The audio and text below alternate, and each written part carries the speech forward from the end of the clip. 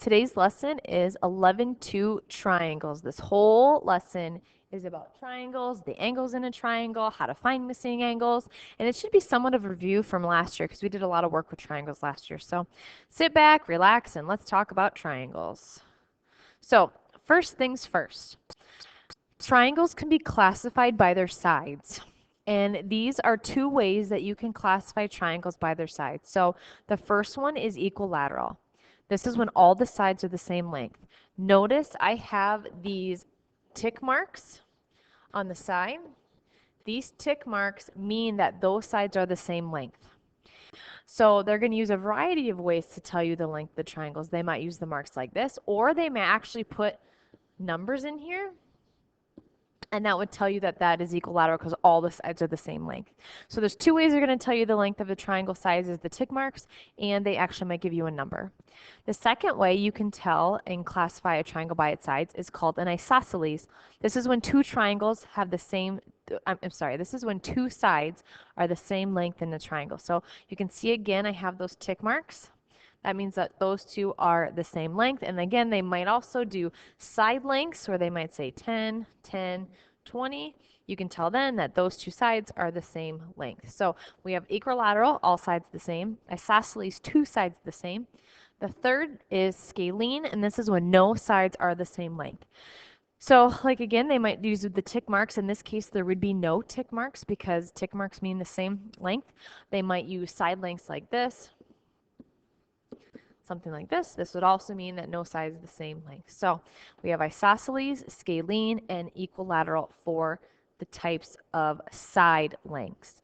There's another way you can classify triangles, and that's by their angles. So an acute triangle has all acute angles. Acute angles, let's just remember what those are again. Acute angles are anywhere from between 0 and 89 degrees. So acute angles are between 0 and 89 degrees. A right triangle has one right angle. It doesn't matter about the others, the other angles. If it has one right angle, if it has one 90-degree angle, it's considered a right triangle. And then the last one is an obtuse angle, and this is when it has one obtuse angle. And obtuse angles are big angles. Again, they're from anywhere from 91 degrees to 179 degrees. So those are obtuse angles. So let's go back and look at those again. So let's look at the first one. So let's look at this first triangle and let's classify it two ways, its sides and its angles. Well, I know by its angles it's acute. And if I look at the sides, it's equilateral. Okay, let's look at the next one. I know number one, it's a right. And two, I know that if I look at its sides, there's nothing that's the same, so it's scalene. If I look at the next one, I know it's obtuse. And I know I have two sides that are the same length, so it's an isosceles. So you might need to be able to classify the triangles by sides and by angles. Now you should be able to do that from what we just did. The next thing you need to know in your notebook, and it must be in there with some circles or something around it, that all triangles add up to 180 degrees. So every angle in the triangles will always add up to 180 degrees. And every year, I know I did this last year for you, but I show you why that is. So if I would cut off all these angles, and I would slide them over. So let's say I slide him over here. I take this 90 and I turn him a little bit and I stick him in here. And I take this and I turn them around and I put them in here. Notice that 45 plus 45 plus 90 is 180 degrees. So all the sum of all the angles in a triangle will add up to 180 degrees. And it's because if you cut off all their angles and piece them back together, it would create a straight line on the bottom. So all triangles add up to 180 degrees. All right, so knowing that, one part today is we're going to find the missing angle. So if I look at this triangle, I know there's three angles, as usual, and I know that two angles are equal to something. So if I know A is 34, I know B is 121. How can I find C? Now, there's a few different ways you can do this, and I remember you telling me this last year. Some of you said, well, let's add 34 and 121 and subtract it from 180. That's a perfect way to do it. Or you could take 180, subtract 121, and then subtract 34 again. So there's a lot of different ways. The first thing I'm going to do, though, is I'm going to add these two together. Okay, and I get 155. And then to figure out what C is, I'm going to take 180 minus 155. 180 minus 155, and I get 25 degrees. I know that C is 25 degrees. Next one looks pretty simple. If I know F is 45, and I know G is, or H is 45, what is this? Well, 45 plus 45 is 90. 180 minus 90. I know that this is 90 degrees. All right, so one thing that we didn't talk about last year, and this is new to you, it says the measures of the angles in a triangle are in a ratio of 1 to 4 to 7. What are the measures of the angles? Now to do this, it's very simple. So I kind of drew a picture for us already. So this would be 4x, this is 7x, and this is 1x. And the goal is to figure out what x is equal to, and then start to figure out what each angle is equal to. So the first thing I'm going to do is I'm going to take 1x plus 4x plus 7x, and I know that all these together are going to equal 180 degrees. And I'm going to start to simplify a little bit. So I'm going to start to combine. So I know this is going to be 12x equals 180. Now I'm going to use my skills that I learned in the last few chapters. Divide by 12, divide by 12. 180 divided by 12 is 15. So I know x equals 15. Okay.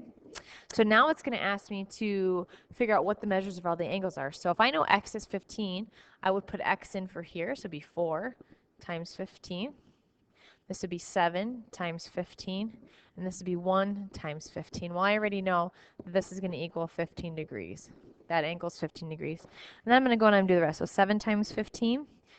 This is 105 degrees. Okay. And then 4 times 15, I bet is 60. Yep, 60, so this is 60 degrees. Now if I look at all these, 60 plus 105 plus 15, it should equal 180 together. Let's try another one of these. It says the measures of angles of a triangle are in a ratio of 2 to 3 to 5. What are the measures of the angles? So if you wanted to, you could make a, I'm just going to make a, so this is going to be 3x. We'll do 2x, and we'll do 5x. Now, it's not going to be perfect. It's not going to be to scale. So I'm going to do 2x plus 3x plus 5x equals 180. I'm going to combine. This is 10x equals 180. Divide by 10, divide by 10. I know x is 18. So then I'm going to go back, and I'm going to substitute 18 in for all these.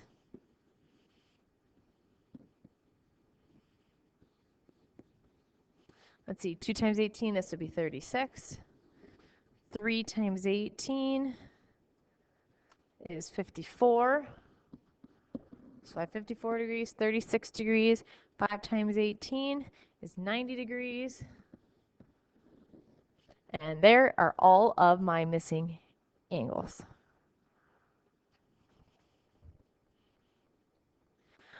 All right, so the last thing I'm going to show is something on a triangle called an exterior angle. Sometimes on triangles there's exterior angles, and a lot of times people don't think about that.